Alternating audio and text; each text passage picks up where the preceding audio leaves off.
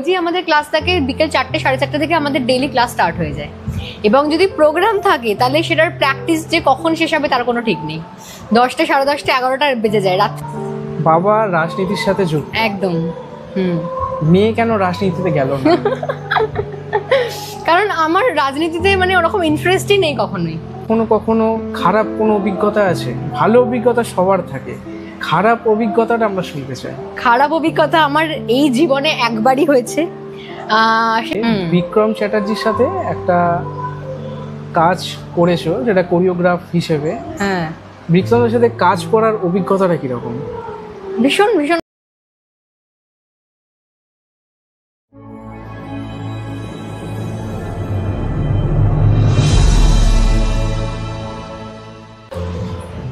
নমস্কার, ইতিকথার আসর চ্যানেলের আরেকটি নতুন এপিসোডে আপনাদের স্বাগত জানাই।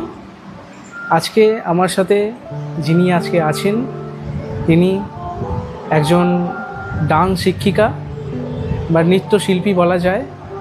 শুনে নেব তারই কিছু ছোট ছোট গল্প। আমরা যে গল্পই শুনতে এসেছি, আজ আমাদের সাথে আছে সুলকনা বণিক। নমস্কার। নমস্কার। তোমার জীবনে নাচটা একদম 3 বছর বয়স থেকে 3টে বিভাগে তুমি নাচ শিখতে।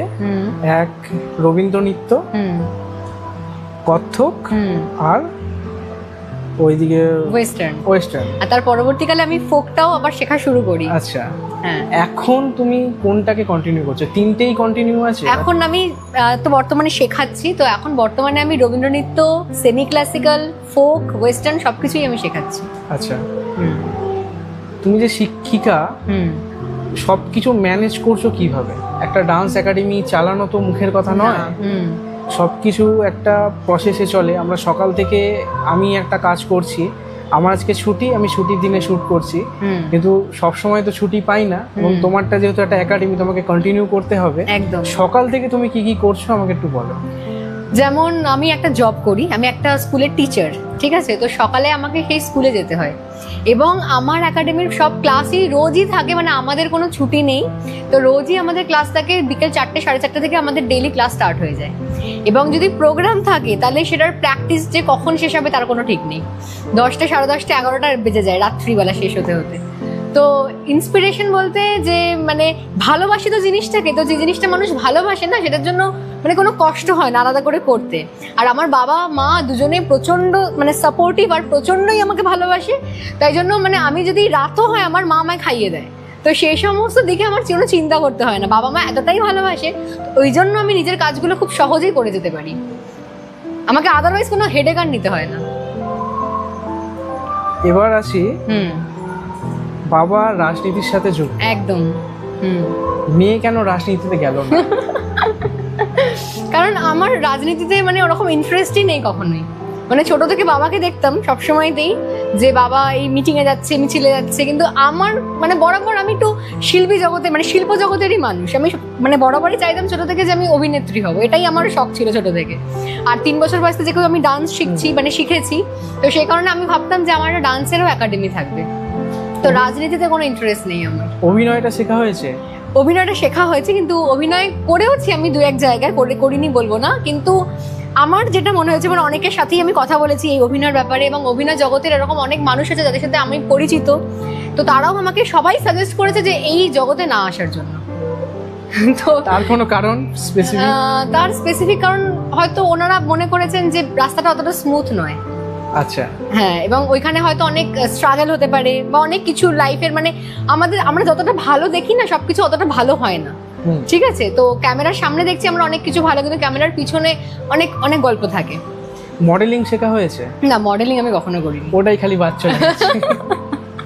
মডেলিংও কোনো ইন্টারেস্ট নেই, তবে এর আগে আমি প্রচুর এরকম শ্যুট করেছি, যারা আমাকে বলেছে আমাদের পার্লারে শ্যুট আছে তুমি করবে, তো মডেল হিসেবে আমি অনেক জায়গাতেই কাজ করেছি, কিন্তু প্রপার মডেলিং আমি শিখিনি, কিন্তু কাজ আমি অনেক জায়গাতেই করেছি। কিছুদিন আগে বিক্রম চ্যাটার্জির সাথে একটা কাজ করেছো যেটা কোরিওগ্রাফ হিসেবে। হ্যাঁ, বিক্রমের সাথে কাজ করার অভিজ্ঞতাটা কিরকম? ভীষণ ভীষণ ভালো, ভীষণই ভালো অভিজ্ঞতা। এর চেয়ে মানে আর কিছু বলার নেই, ভীষণ ভালো অভিজ্ঞতা। সেটা থেকে কখনো মনে হয়েছে যে এবার হয়তো সিনেমার জগতে যাওয়াটা উচিত, মানে সেই ভয়টা কাটিয়ে? না, আমি না যেই মানে এখন যে প্রফেশনে আমি রয়েছি মানে সেটাতে আমি ভীষণই কমফোর্টেবল এবং স্যুট হয়ে গেছে আমার। আচ্ছা, তো আমি এই জন্য আর মুভ অন করতে চাই না এখান থেকে, বুঝতে পেরেছো? তো আমি এখন এখানে পুরো সেট। তো আমি এখানে এইভাবেই আমার লাইফটা এগোতে চাই এবং আরও যাতে আমার নাম হয় সেটাই আমি সবাইকে মানে সবার কাছে এটাই চাইবো যে আমার পারফরমেন্স তোমরা আরও দেখো, আমার একাডেমিতে আসো, এভাবেই আমি আমার লাইফটা এগোতে চাই আমার লাইফে। এখন একাডেমিতে স্টুডেন্ট কতজন রয়েছে? আমার যত মানে আমি তো শুধু আমার একাডেমিতে শেখাই না, আমি অন্য জায়গাতেও শেখাতে যাই, অন্য ইনস্টিটিউশনেও আমি শেখাই। তো সব মিলিয়ে মোটামুটি ধরে রাখো 80-90। নাচের যে একটা মেকআপ থাকে, নাচের মেকআপ কি নিজেরাই করা হয়? একদম, আমি তো নিজে করতেই বেশি কমফোর্টেবল ফিল করি, কারণ কেউ করে দেবে সেটাতে আমি একদমই আনকমফোর্টেবল। যারা স্টুডেন্ট আছে তারাও আমি দেখো আমি কাউকেই ফোর্স করি না যে তোমাকে অন্য কারোর থেকেই করতে হবে, আমার শুধু দরকার যে এটা আমার দরকার, আমি সেটা ওদের সবাইকে বলে দিই।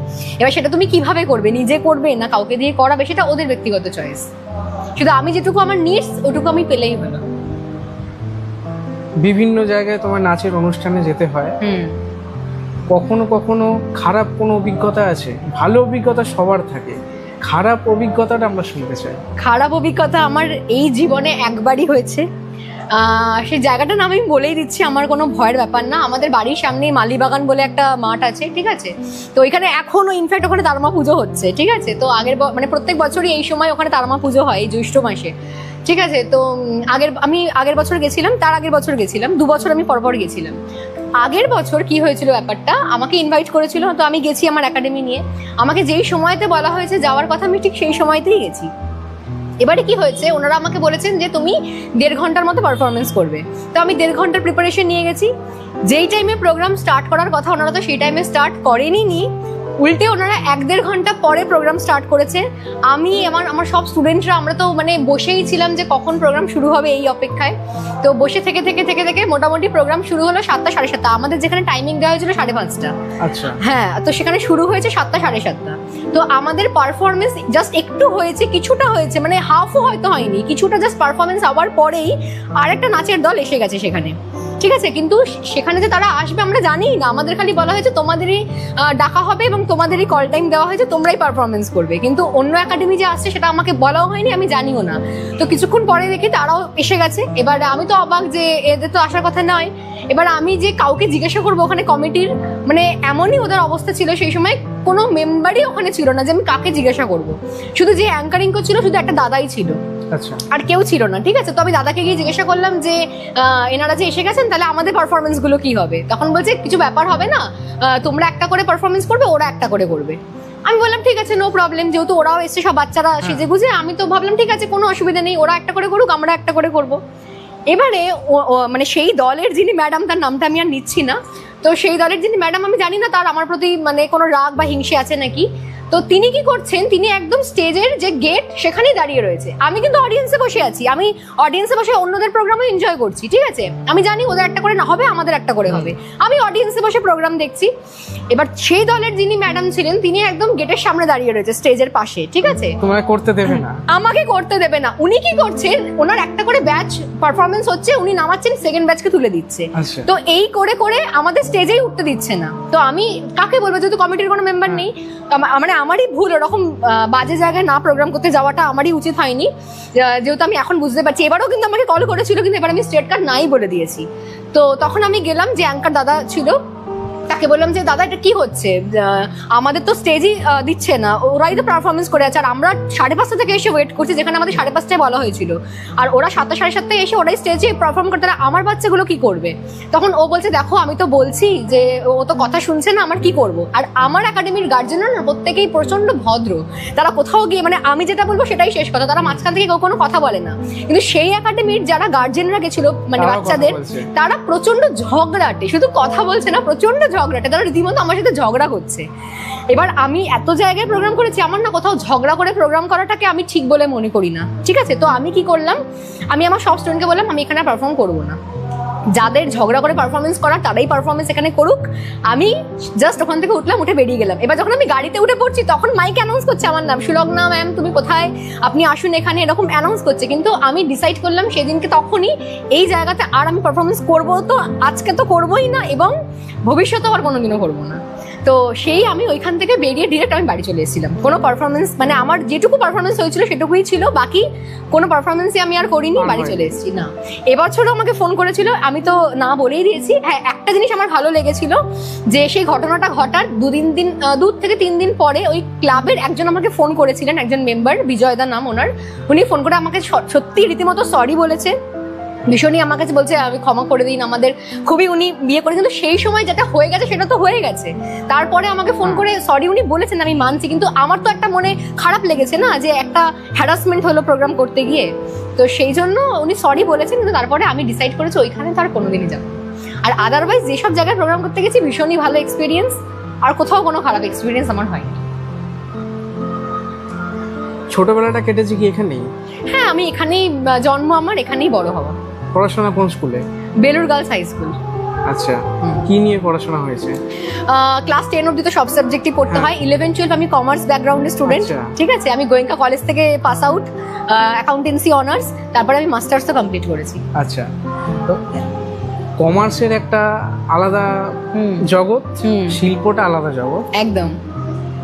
দুটো একসাথে কি করে রান হচ্ছে?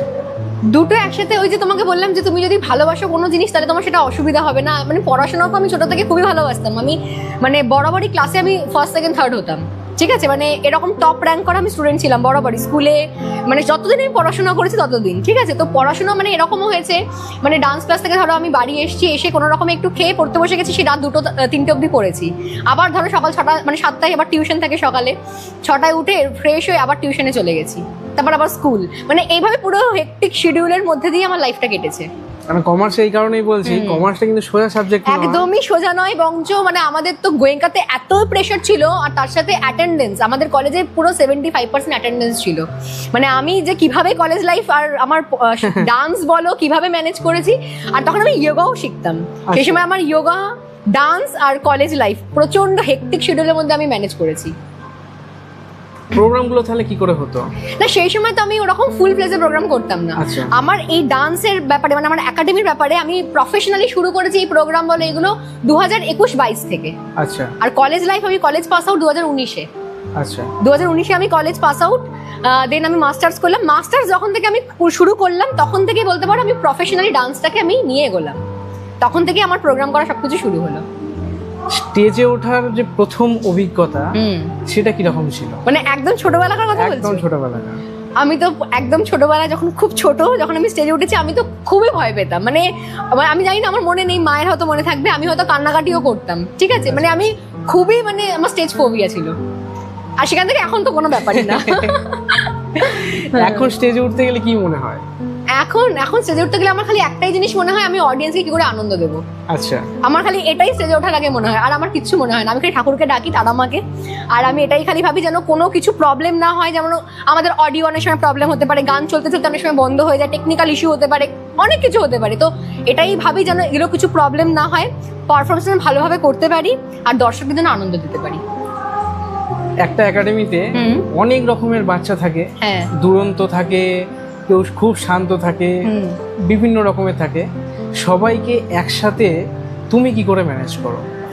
এদিক থেকে বলতে পারো আমি ভীষণই লাকি, কারণ আমি আমার জীবনে যতই স্টুডেন্ট পেয়েছি সবাই আমাকে প্রচন্ড ভালোবাসে, এবং আমি একটা কথা বললে ওরা সবাই সেটা শোনে। আচ্ছা, এদিক থেকে বলতে পারো মানে আমি দেখেছি অনেক টিচাররাই তাদের স্টুডেন্টদের নিয়ে খুব মানে কি বলবো, মানে খুবই বিরক্ত, যে ভালো লাগছে না আর এরকম, কিন্তু আমি ভালোবাসি ওদের সাথে থাকতে, আর সবাই আমাকে এতটাই ভালোবাসে না যেন আমার কোনো অসুবিধা হয় না শেখাতে। তুমি একটা সময় নাচ শিখেছো, তোমারও একটা সময় টিচার ছিল, সেইখানে দাঁড়িয়ে তুমি এখন শিক্ষিকা। আমি কিন্তু এখনো শিখি। আচ্ছা, হ্যাঁ, তুমি তো শিখছো এবং শেখাচ্ছ, এই দুটোর মধ্যে কোথাও গিয়ে একটা মনে হয় যে একটা ডিফারেন্স তৈরি হয় যে আমি একরকম শিখছি, আমি কতখানি আউটপুট দিতে পারছি নিজেকে? হ্যাঁ, হ্যাঁ, ডিফারেন্স তো অবশ্যই আছে। আমি যখন শিখতাম আমার স্টুডেন্ট লাইফে, তখন আমি দেখেছি যে অনেক টিচাররা মানে কি বলবো, টাকা পয়সার জন্য ফোর্স করে যে তুমি এই প্রোগ্রামটা করছো, তোমাকে এই ড্রেসটা নিতেই হবে, এই টাকাটা তোমাকে দিতেই হবে, এই ড্রেসটা না ভাড়া করলে হবেই না। যেই প্রবলেমগুলো আমি ফেস করে এসেছি, আমি কখনোই চাই না আমার স্টুডেন্টরা সেই প্রবলেমগুলো ফেস করুক। আমি সবসময় ওদের প্রবলেমটা বোঝার চেষ্টা করি। তাই জন্য কোনো প্রোগ্রামে ধরো ওদের যদি ফিনান্সিয়ালি প্রবলেম থাকে, এই ড্রেসটা ওরা বানাতে পারছে না বা কিছু প্রবলেম হচ্ছে, ওদের কাছে যেটা অ্যাভেলেবেল আমি সেটা দিয়ে প্রোগ্রামটা মানে করতে বলি। তো আমি যেগুলো মানে ফেস করে এসেছি, আমি সেগুলো চাই না আমার স্টুডেন্টরা ফেস করুক। এবার একটু অন্য ধারার একটা প্রশ্ন করি। এত লং একটা নাচের জার্নি, এবং এখন যেভাবে তুমি স্ট্রাগল করছো, কোথাও গিয়ে আমি যতখানি ফলো আপ করেছি এবং দেখেছি, কোথাও বাবার তুমি প্রভাব খাটাও না, নিজের দমে সবকিছু করছো একদম। এবং এই যে ক্ষমতাটা, এই যে শক্তিটা, এটা তুমি কার থেকে পাচ্ছ? বাবার থেকে, একদম বাবার থেকে। কারণ আমার বাবাকেও আমি দেখেছি যে কারোর সাপোর্টে কিন্তু বাবা এই জায়গাটা আসেনি। আমাদের মানে ফ্যামিলিতে কিন্তু কোনো ব্যক্তিগত মানে কোনো ব্যক্তি নেই যে রাজনীতির সাথে যুক্ত। আচ্ছা, ঠিক আছে, আমার বাবা কিন্তু নিজের চেষ্টায়, মানে আমি কি বলবো, আমার বাবা যখন রাজনীতি করা শুরু করেছে সেই সময় কিন্তু সিপিএম এর মানে রাজত্ব ছিল আমাদের এখানে। তো আমরা অনেক হুমকি শুনেছি, মানে অনেক কিছু শুনেছি সেই সময়। তখন আমার বাবা সেই সময় থেকে টিএমসি করতো, 1998, ঠিক আছে। তো তখন তো এগুলো দেখে দেখে বড় হয়েছি। তো বাবাকে দেখতাম যে কোনো কিছু ভয় পেত না, যেটা নিজের মনে হওয়া সেটাই করতো। আর আমাদের ফ্যামিলিতে মানে কি বলবো, কেউ এরকম রাজনীতির সাথে যুক্ত নয়।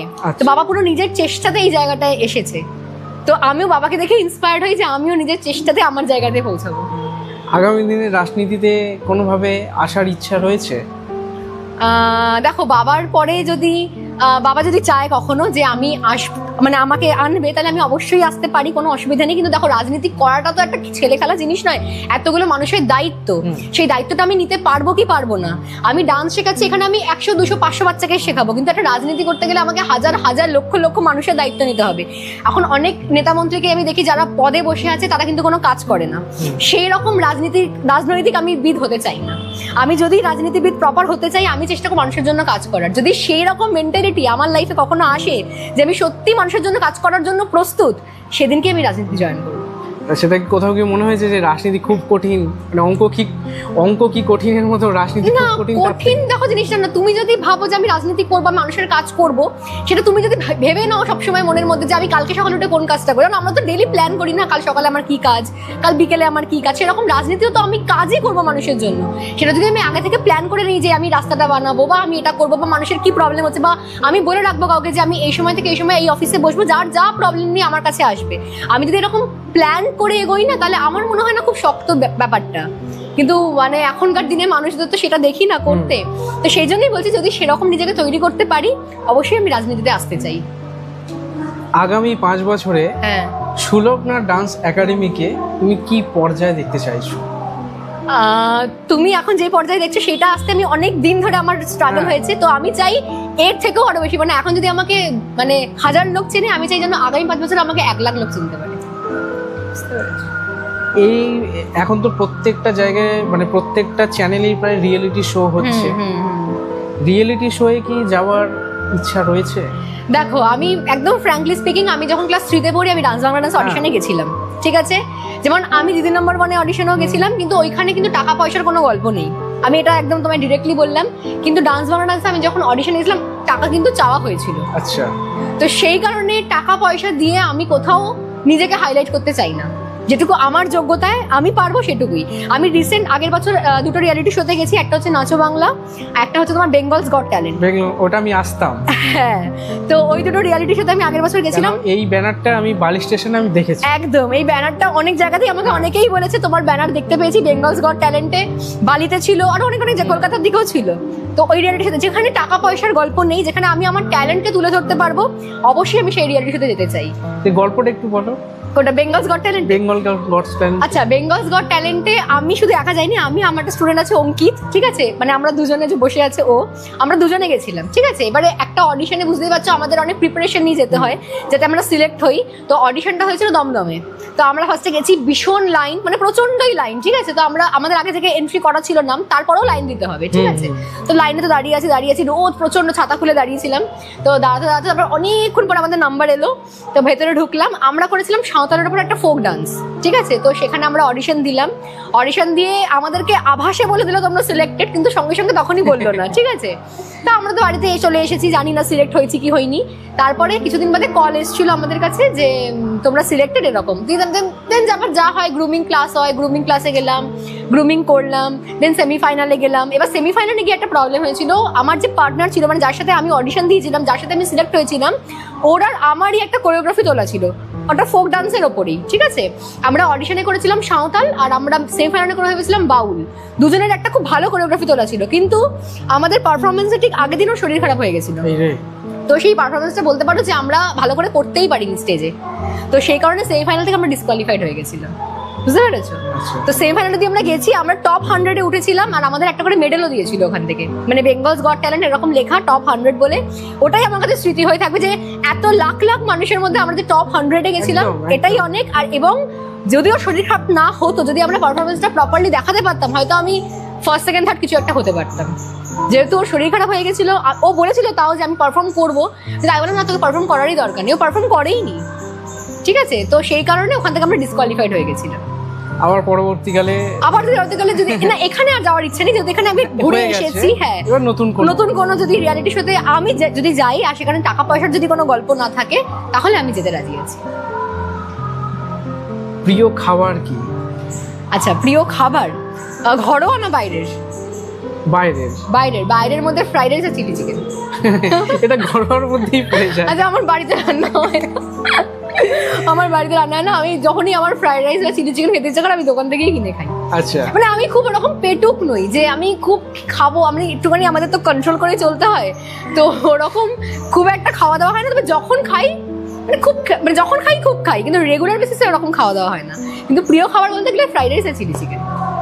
পুজোতে বহু মানুষ ঘরে, হ্যাঁ, বহু তোমাদের মতো শিল্পীদের অনেক অনুষ্ঠান পড়ে। হ্যাঁ, তুমি কি রোজ অনুষ্ঠান করো, না একটা নির্দিষ্ট টাইম আছে সেই ডেটগুলোতে করো, বাকিগুলোতে নো মিন্স নো?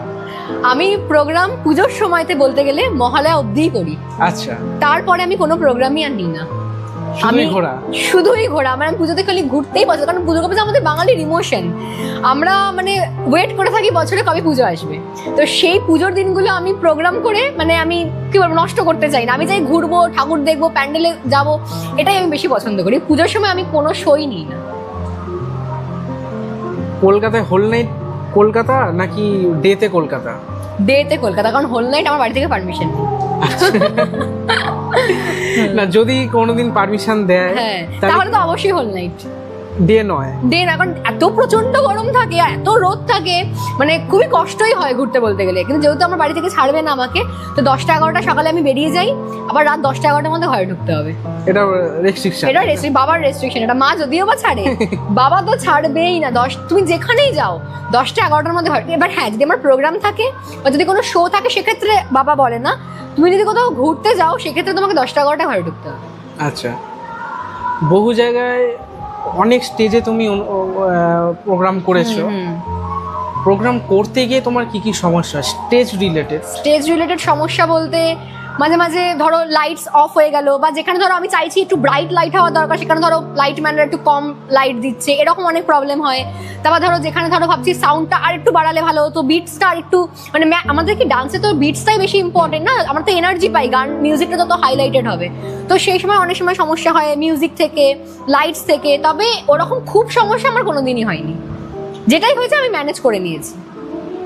যারা সুলগ্না ডান্স একাডেমিতে আসবে, তাদের কি পরীক্ষা দেওয়ার যে পদ্ধতি রয়েছে সেই ফেসিলিটি কি আছে? একদম। আমার একাডেমি মানে উত্তর কলকাতা চারুকলা সোসাইটি থেকে রেজিস্টার্ড, মানে গভর্নমেন্ট রেজিস্টার্ড। এখান থেকে যারা পরীক্ষা দেবে প্রত্যেকে সার্টিফিকেট পাবে এবং তাতে ডোনা গাঙ্গুলি ম্যাডামের সাইনও আছে, ঠিক আছে। ওইখানে তুমি দেখতেই পাচ্ছ, দেখা আছে চারুকলা সোসাইটি, এটা আমার একাডেমির রেজিস্ট্রেশনের সার্টিফিকেট। তো যারা পরীক্ষা দেবে সবাই সার্টিফিকেট পাবে এবং তাতে ডোনা গাঙ্গুলি ম্যাডামের সাইনও রয়েছে। প্রত্যেক বছরই পরীক্ষা হয়, একটা করে অ্যানুয়াল এক্সামিনেশন প্রত্যেক বছর তুমি দিতে পারবে। ডোনা গাঙ্গুলির সাথে নাচ করার সুযোগ হয়েছে? না, এখন অবধি হয়নি। ইচ্ছা? উনি আসলে পুরো অন্য ধারার, মানে অন্য স্টাইলের, যে স্টাইলটা আমি জানি না। ওডিসি, একদম সেই স্টাইলটা আমি জানি না। তাহলে হয়তো হতেও পারে বা না হতে পারে, কিন্তু ওই স্টাইলটা তো আমি শিখিনি। আচ্ছা, মানে আমি তো ওনার স্টাইল আমি করতেও পারবো না। কোনোদিন যদি সুযোগ হয়? হ্যাঁ, সুযোগ হলে অবশ্যই আমি শিখে নেবো ওনার থেকে, শিখে আমি ওনার সাথে পারফরমেন্স করতে পারবো, কোনো অসুবিধা নেই। তোমার যেহেতু নাচ নিয়ে সবকিছু, বাড়িতে কেউ নাচ শিখতো না? এই ক্ষেত্রেও কিন্তু আমি প্রথম। আমার বাড়িতে আমার শেখার আগে নাচের জগতে কেউ ছিল না। এবার আমি যখন থেকে নাচ শেখা শুরু করলাম 3 বছর বয়স থেকে, তারপরে 3 বছর বয়স থেকে নাচ শিখছো, এই নাচ শেখার যে প্ল্যানিংটা এটা কার ছিল, বাবার না মায়ের? কারোরই ছিল না। আমি না ঘরে এমনি ডান্স করতাম। আচ্ছা, মানে গান চলতো টিভিতে, আমি নাচতে থাকতাম সবসময়, ঠিক আছে। মানে তখন আমার মা বললো তাহলে ওর মনে হয় ডান্সটা ভেতরেই আছে, তো ওকে শেখালেও আরো ভালো করবে। তো সেখান থেকে আমার দাদু দিদা প্রচন্ডই ভালোবাসে আমাকে, তো ওরাই প্রথম ফিস দিত। তখন আমাদের ফিস দেওয়ারও ক্ষমতা ছিল না, তো তখন আমার দাদু দিদাই প্রথম ফিস দিত আমার ডান্স ক্লাসে। আমার বাবা মা গিয়ে আমাকে ভর্তি করে দিয়েছিল। সেখান থেকে আজকে এই জায়গায়। গোল্ড মেডেল পেয়েছিলে একটা, সেই বিষয়টা একটু বলো। আচ্ছা, মানে আমাদের যে পরীক্ষা হয় না, মানে বললাম তোমাকে বছরে একটা করে পরীক্ষা হয়, তো আমিও পরীক্ষা দিয়েই সার্টিফিকেট পেয়েছি। তো সেটা হচ্ছে বঙ্গীয় সঙ্গীত পরিষদ বলে একটা ইউনিভার্সিটি আছে, তো ওইখান থেকে আমি পরীক্ষা দিয়েছি ছোট থেকে। তো এরকম হয় আমাদের first year, second year, third year, অনেক ধাপ আছে। তো 7th ইয়ার ধাপে আর 5th ইয়ার ধাপে কি হয়, অল ইন্ডিয়া, মানে ওদের পরীক্ষাটাতে অল ইন্ডিয়ার মধ্যে বিচার করা হয় কার মার্কস সব থেকে বেশি। যে সব থেকে টপ স্কোরার হয় তাকে ওরা গোল্ড মেডেল দেয়, সার্টিফিকেট দেয়, স্কলারশিপ দেয়, এবং ওদের যে ম্যাগাজিন আছে পুরো অল ইন্ডিয়ায় পাবলিশড হয়, ওখানে তোমার ছবি বেরোবে। আচ্ছা, ঠিক আছে। তো সেইখানে মানে আমি খুবই মানে, আর সেই পরীক্ষাটা হয়েছিল কলকাতায়, বেনিয়াটোলা, আহিরিটোলা বেনিয়াটোলা। আবার সেটা ছিল পুজোর সময়, তৃতীয়ার দিন। আমার মনে হয় যে পরীক্ষা দিতে গেছি, আমি গাড়ি করে যাচ্ছি, ট্যাক্সি করে, মানে পুরো জ্যাম। আমি তো আমার দীপাপিসি ম্যাম, যার কাছে আমি হাতে খড়ি, আমার ছবিও আছে আমার সাথে তার, ঠিক আছে। তো উনি আমার সাথে ছিলেন, সব পরীক্ষা আমি ওনাকে সাথে নিয়ে যেতাম। আমার মা ছিলেন, তো আমি ম্যামকে বলছি ম্যাম আমি পরীক্ষা দিতে যাবো না, কারণ এত জ্যাম, আর আমি গাড়িতে বসে ঘেমে যাচ্ছি, আমার কনফিডেন্স লুজ হয়ে যাচ্ছে, আমি যেতে পারবো না। তো ম্যাম বলছে তোকে যেতেই হবে, লেট হয়ে যাচ্ছে, টাইম ওভার হয়ে গেছে পরীক্ষার। ম্যাম ইউনিভার্সিটিতে ফোন করেছে যে পরীক্ষা কি দেওয়া যাবে, ওরা বলছে হ্যাঁ চলে আসুন, টাইম আছে। তো কোনো রকমে গেছি, জাস্ট হাঁপাতে ঢুকেছি, মানে সাইন করেছি, ঢুকেই পরীক্ষা দিতে চলে গেছি, ঠিক আছে। তো সেইভাবে পরীক্ষা দেওয়া হয়েছে আমার, এবং সেখান থেকে গোল্ড মেডেল। সেখান থেকে এবার 2 মাস বাদে রেজাল্ট, তখনও জানি না কি হবে। 2 মাস বাদে যখন রেজাল্ট বেরিয়েছে তখনও জানি না যে আমি গোল্ড মেডেল পাবো। আমি অনেক বেশি মার্কস পেয়েছিলাম, কিন্তু ওরা তখনই সঙ্গে সঙ্গে বলে না যে কে ফার্স্ট হয়েছে, সেটাও আবার 2-3 মাস বাদে অ্যানাউন্স করে। আচ্ছা, হ্যাঁ। তো রেজাল্ট বেরিয়ে গেছে, এবার আমি তো, দীপাপিসি আমাকে বলছে তুই কি পাবি, হয়েছিস, আমি বুঝতে পারছি না। এবার 2-3 মাস বাদে দীপাপিসির কাছে চিঠি এসছে, কারণ ওনার একাডেমি থেকেই যেহেতু আমি পরীক্ষা দিয়েছিলাম, তো ওনার একাডেমিতে চিঠি এসছে যে আপনার একাডেমির ছাত্রী সুলগ্না বণিক সর্বভারতীয় ক্ষেত্রে ফোক ডান্সে গোল্ড মেডেল পেয়েছে। তো সেদিনটা আমার কাছে প্রচন্ডই স্মরণীয়। আর যেদিনকে আমি স্টেজে উঠলাম, মানে ক্যালকাটা ইউনিভার্সিটি হলে হয়েছিল ওদের পুরস্কার বিতরণী অনুষ্ঠান, তো আমি গেছিলাম। তো আমাকে যখন একটার পর একটা দিচ্ছে, মানে উত্তরীয় দিচ্ছে, গোল্ড মেডেল পড়াচ্ছে, স্কলারশিপ দিচ্ছে, আর আমাকে মাইকে বারবার আমার নাম বলছে, আমি না এত সম্মান পেয়ে আমি আর স্টেজ থেকে নামতে পারছিলাম না। আমি ঝড় করে ওখানেই কেঁদে গেছি, মানে এতটাই ইমোশনাল হয়ে গেছিলাম আমি, যে অত মানুষের মাঝখানে আর এই জায়গাটা আসাটা অত ইজি ব্যাপার না। মানে দীপাপিসি স্কুল থেকে কেউ পায়নি, একমাত্র আমি পেয়েছি। আচ্ছা, মানে দীপাপিসি নিজেই বলেছে আমি এত স্টুডেন্ট শিখিয়েছি। আমার তো মনে হয় আমার যতদূর জানা আছে নলেজে, এই বালি বেলুড়ে কেউ পায়নি। আচ্ছা, ঠিক আছে। তো সেই দিক থেকে মানে আমি এতটাই খুশি হয়েছিলাম, মানে তোমাকে আমি বলে বোঝাতে পারবো না।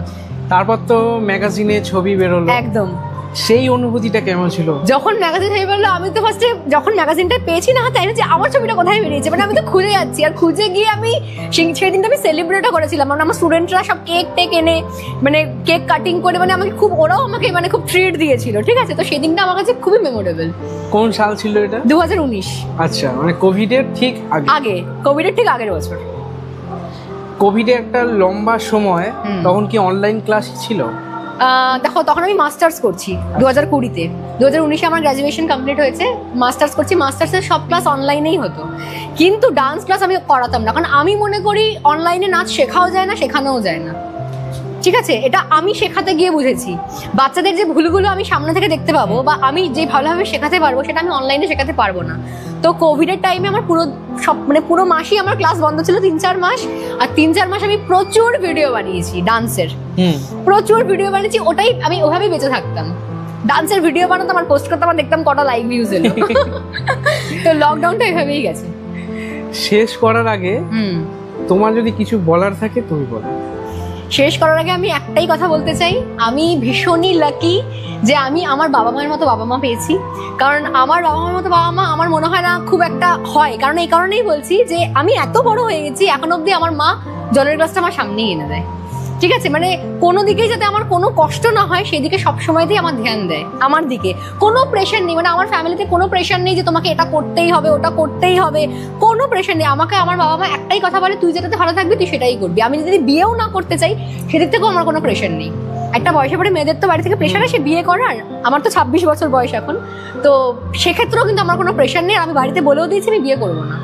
তো আমি এই জন্যই বলছি যে আমার বাবা মার মতো বাবা মা যেন সব মেয়েরা পায়, স্পেশালি মেয়েদেরই এরকম বাবা মা দরকার, যাতে মেয়েদের পাশে সাপোর্টটা না খুব ইম্পর্টেন্ট। একদম। তো মানে ছেলেদের তো অনেক স্বাধীনতা থাকে, আমাদের সমাজে মেয়েদের স্বাধীনতা একটু কম ছেলেদের থেকে, আর বাবা মা যদি সাপোর্টিভ না হয় সেক্ষেত্রে খুব মুশকিল। আর এই জন্য এরকম ভালোবাসা যেন সব মেয়েরা পায়, আমি এটাই চাইবো। একদম, থ্যাংক ইউ। কথা বলতে বলতে অনেকটা সময় আমরা কাটিয়ে ফেললাম। ইতিকথার আসর চ্যানেল আবার একটি নতুন এপিসোড নিয়ে কোনো একটি আবার নতুন পেশা নিয়ে আলোচনা করবে। আজকের মতো এইটুকুই। ভালো থাকবেন, সুস্থ থাকবেন, আপনার আশেপাশ সুরক্ষিত রাখবেন, ভালো রাখবেন। নমস্কার।